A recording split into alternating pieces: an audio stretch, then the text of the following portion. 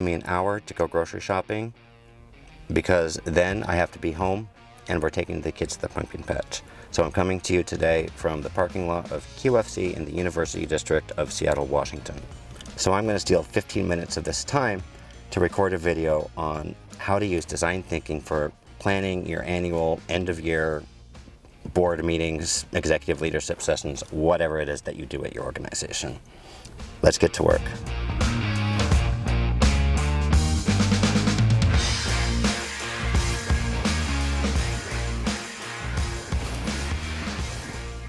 My name is Tucker Johnson, and this is Remotely Possible, the show where we celebrate remote workers from all walks of life, background, professions, seniority levels.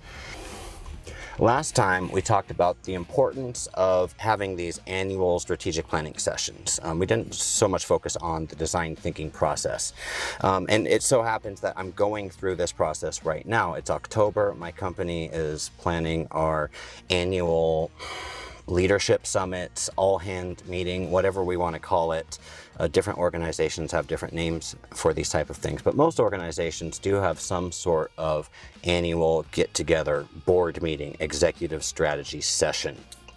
So as I'm going through this process planning it for my company, I'm documenting it so that my clients and viewers, all of you guys, can perhaps follow along and get some benefit out of it as well. We talked about how we're going to be using a process called design thinking, and today I want to take a moment and really do a quick intro to design thinking. Now, the point here isn't to teach you all about design thinking in 10 minutes or less. It's to give you the background and the information about the process that you need so that we can use it and put it into practical effect, essentially, as we go through this process together. So first, let's define what is design thinking? And to define it, let's go to a gentleman by the name of Tim Brown, who is the CEO of a company called Ideo. Now, Ideo is the organization that really pioneered the whole study, the whole academic study of design thinking, or really product design as a field of study in the first place. So if there's someone to provide an authoritative definition, it would be Mr. Brown here. So Tim says, design thinking is a human-centered approach that draws from designer's toolkit to integrate the needs of people, the possibilities of technology, and the requirement for business success. Now, as I mentioned, this video series is not about teaching you design thinking. It's about how do we take these principles, this ideology, and apply it in a way and show how it can be used by remote workers collaborating with remote team members for their executive planning sessions. Now, I call design thinking an ideology. Well, I like to view it as an ideology more than as a process. But it does have different phases. So it's tempting to think of it as a process, but I like to view it as more of an ideology because that allows me to not look at it as so rigid. If you tell me there's a 5-phase process, my brain wants to be very rigid with those 5 phases. So if I think of it as an ideology, then I'm able to kind of take what I need and leave the rest. But let's go through what are the 5 phases of design thinking. Phase 1 is called Empathize, or empathy. And this phase is all about understanding where your users are coming from, defining who your users are, first of all, and then really doing a lot of different things to understand where they're coming from, what they want, what they don't like, what are their pain points. And that's going to take us into the next step where we define the problem. So phase 2 is called Define. And in this phase, we take what we learned about the user's need, and then we use that information to really define what is the challenge that we're trying to solve. Notice that this is a very user-centric approach to things. Before we define our challenge, we first go out to our users and ask them, what are your challenges? Phase 3 is where the brainstorming happens. Phase 3 is where the magic happens. This phase is called an ideation phase, and essentially it's a fancy word for brainstorming sessions, but there's some specific ways of approaching brainstorming that design thinking uses that's very interesting. We're going to get into those when we do our deep dive on phase 3. Then in phase 4, this is called the prototyping phase. This is when you take all of those ideas and you build prototypes, you build models, you start to see what it actually looks like. And remember, design thinking was originally a product design process. So this prototyping phase is actually meant to include prototypes of physical products. If you're a services company like mine that doesn't actually build products, the principles of design thinking in this phase can still be applied to that, but you're not actually building physical prototypes. In the 5th phase, we test. We take those prototypes and we throw them at the wall. We see what works, what doesn't. Now remember, this is a user-centric process. So when I say we test, we're not testing to see if we think they work. We're testing to see if the users think they work. And we're setting up mechanisms to constantly get feedback. And all of these different phases, it's not a linear process. You can go back to different phases at different times. Sometimes you get to the prototyping phase and you realize, you know what?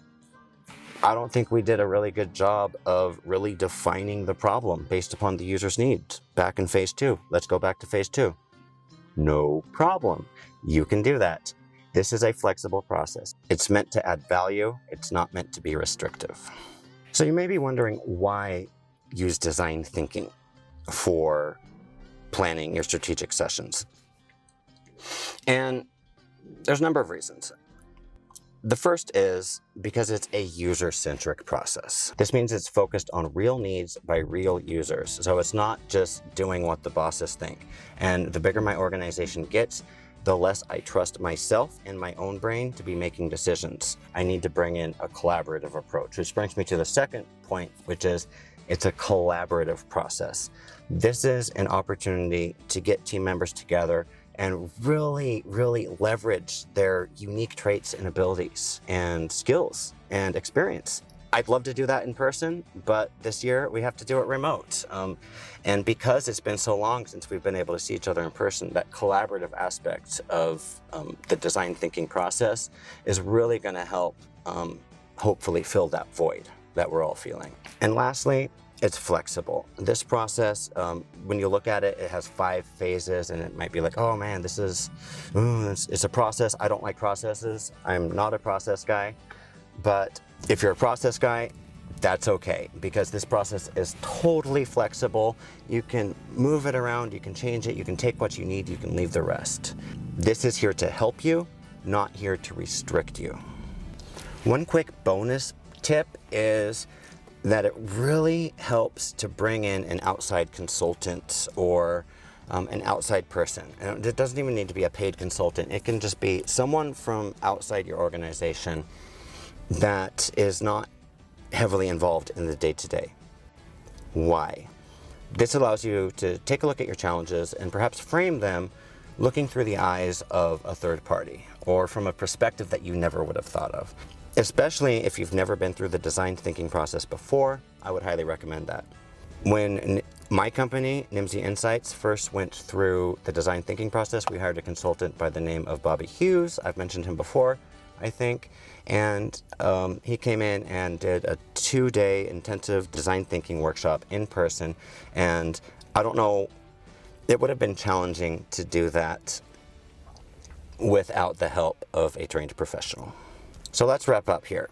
While design thinking was originally conceived as a process for user-centric product design, it definitely has applications in other areas as well. And that's why I'm using it to plan my end-of-year annual strategic planning sessions for my leadership team in my company.